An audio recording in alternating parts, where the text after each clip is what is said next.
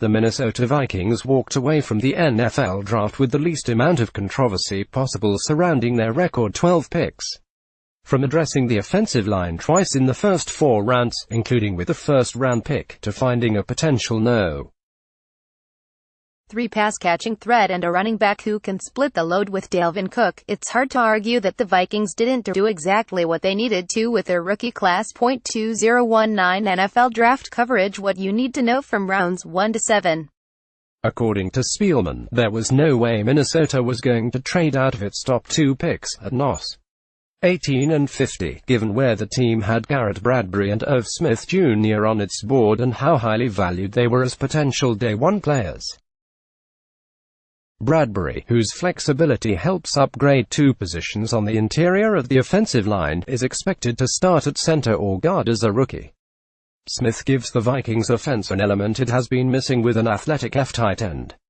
Running back Alexander Mattison is expected to fill Latavius Murray's shoes as a big-bodied back who can complement Cook with a sizable workload. If things play out perfectly, the Vikings can improve the dormant rushing attack and become more explosive in the passing game. But despite how well this draft panned out, at least in the early rounds, Minnesota is relying on a handful of rookies to play big roles in protecting and elevating Cousins in the most pivotal season of his career. Things played out this way because the Vikings made defense the priority in free agency. After the team directed its available spending to linebacker Anthony Barr and defensive end Everson Griffin, it had just enough remaining to find an offensive starter from the bargain bin in the second wave of free agency. Minnesota believes it has its starting right guard in Josh Kline, whom the team signed to a 3-year deal worth $15.75 million with $7.25 million in guarantees. The Vikings had to use the draft to address their remaining offensive needs, given how little spending money they have. Spielman's legacy will be affected by how the O-line performs. The great deal of high draft capital used on Bradbury and to trade up in the 4th round to land Oklahoma guard Drew Samia reflects how much this franchise thought it needed to fix its weakest link. Although it's difficult to imagine 1 or 2 rookies and a lower-tier veteran immediately remedying a line that gave up a league-high 227 pressures, the fact that the unit's issues were tackled head-on this offseason shows a franchise trying to do better. We need to run the ball. We need to be better on offense, and that's where we needed the help.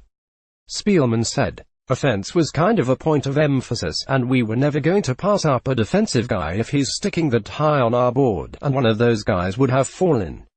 We were never going to not take the best player.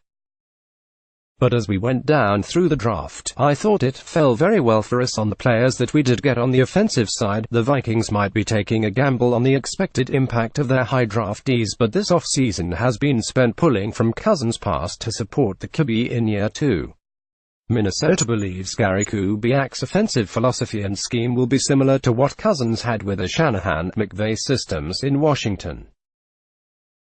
Second-round pick Smith also reminds Spielman of another player who experienced a great deal of success with Cousins in the past, that type of tight end we haven't had here, and I know that's a big part of Gary Kubiak's offense and Kevin Stefanski's offense right now, Spielman said. The other thing I thought was, don't want to put Smith there yet, but he has a lot of Jordan Reed-like traits in Washington, and that's why he was very appealing to us. Reed caught a career-high 87 passes for 952 yards and 11 touchdowns during Cousins' best season as a pro in 2015. The Vikings might view Smith as the perfect comparison for one of the QB's favorite weapons while expecting the Alabama product to become the number 3 receiving threat behind Adam Thielen and Stefon Diggs. That could be the main reason the Vikings chose to wait until the 7th round to draft 2 receivers and address the need for a running back at the end of the 3rd. Finding a player who is as effective in the slot as he is lined up outside gives Cousins the luxury of a versatile pass catcher who could grab the number 3 receiver role that has gone unclaimed the past few seasons. Although this group of offensive rookies boasts promise, none of it will matter if Cousins struggles. Minnesota ranked 19th in points per game, 22.5, and was 20th in total offense, 345.6, en route to missing the playoffs last season.